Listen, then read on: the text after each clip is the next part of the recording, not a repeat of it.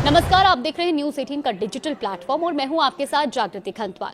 तो भारत समेत दुनिया भर के बाजारों के लिए एक बड़ी राहत की खबर सामने आई है, क्योंकि अंतर्राष्ट्रीय बाजार में कच्चे तेल की कीमतें गिरकर $80 प्रति बैरल के महत्वपूर्ण और मनोवैज्ञानिक स्तर पर नीचे आ गई है। अमेरिका और ईरान के बीच शांति समझौता होने और होर्मुज स्ट्रेट के फिर से खुलने के बाद तेल बाजार में ये नरमी देखने को मिली है। फिलहाल ब्रेंट क्रूड ऑयल $69.46 प्रति बैरल पर कारोबार कर रहा है, जबकि WTI क्रूड का भाव घटकर $76.54 प्रति बैरल तक पहुंच गया है। अब सवाल यह है कि अंतर्राष्ट्रीय बाजार में तेल सस्ता होने का भारत पर क्या असर पड़ेगा और ये आम आदमी की जेब से लेकर सरकार के खजाने तक किस किस्त को किस तरह से प्रभावित करेगा। दरअसल भारत अपनी कुल कच्चे तेल की जरूरत का लगभग 85% हिस्सा विदेशों से आयात करता है और ऐसे में जब वैश्विक बाजार में कच्चा तेल सस्ता होता है तो उसका सीधा फायदा भारतीय अर्थव्यवस्था को मिलता है। और यही वजह है कि मौजूदा गिरावट को भारत के लिए किसी बड़े तोहफे से कम नहीं माना जा रहा।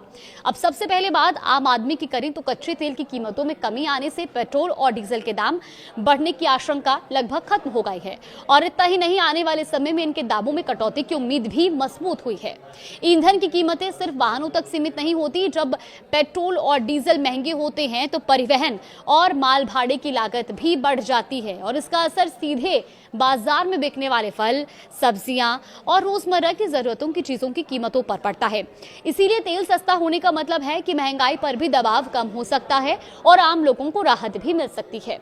अब इसके अलावा भारत को तेल खरीदने के लिए बड़ी मात्रा में डॉलर खर्च करने पड़ते हैं, लेकिन जब कच्चा तेल सस्ता होता है तो आयात बिल कम हो जाता है और डॉलर की मांग भी घटती है। इससे भारतीय रुपए को स्थिरता और मजबूती मिलने की उम्मीद बढ़ जाती है। महंगाई नियंत्रण में रहने का एक और बड़ा फायदा यह है कि भारतीय रिजर्व बैंक पर ब्याज दरें बढ़ाने का दबाव कम हो सकता है और अगर महंगाई सीमित रहती है तो भविष्य में कर्ज और लोन सस्ते होने की संभावनाएं भी मजबूत हो सकती हैं, जिसका फायदा घर खरीदने, वाहन लेने और कारोबार बढ़ाने वालों को मिल सकता है।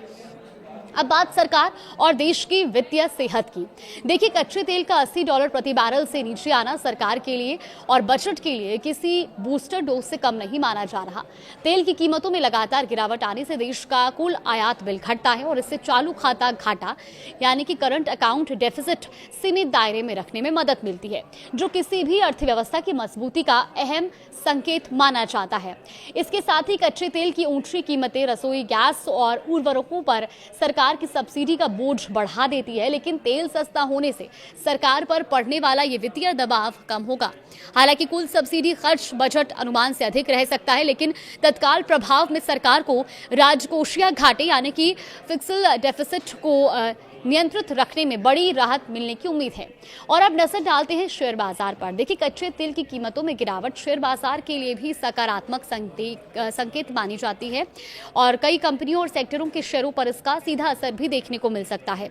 खासतौर पर भारत की ऑयल मार्केटिंग कंपनियां जो कच्चा तेल आयात करके उसे पेट्रोल और डीजल जैसे उत्पादों में बदलती हैं, उन्हें कम लागत का फायदा मिल सकता है। तो कुल मिलाकर अंतर्राष्ट्रीय बाजार में कच्चे तेल का $80 प्रति बैरल से नीचे आना भारत के लिए कई मोर्चों पर राहत लेकर आया है। पेट्रोल डीजल की कीमतों पर दबाव कम हो सकता है, महंगाई को नियंत्रण में रखने में मदद मिल सकती है, रुपये को मजबूती मिल सकती है और सरकार का वित्तीय बोझ घट सकता है। शेयर बाजार को भी सहारा मिल सकता है। यानी वैश्विक तेल बाजार में आई ये गिरावट सिर्फ एक आंकड़ा नहीं, बल्कि भारत की अर्थव्यवस्था और आम आदमी दोनों के लिए राहत का बड़ा संकेत है। फिलहाल इस पर आगे भी कुछ अपडेट आएगी तो आप तक जरूर साझा करेंगे।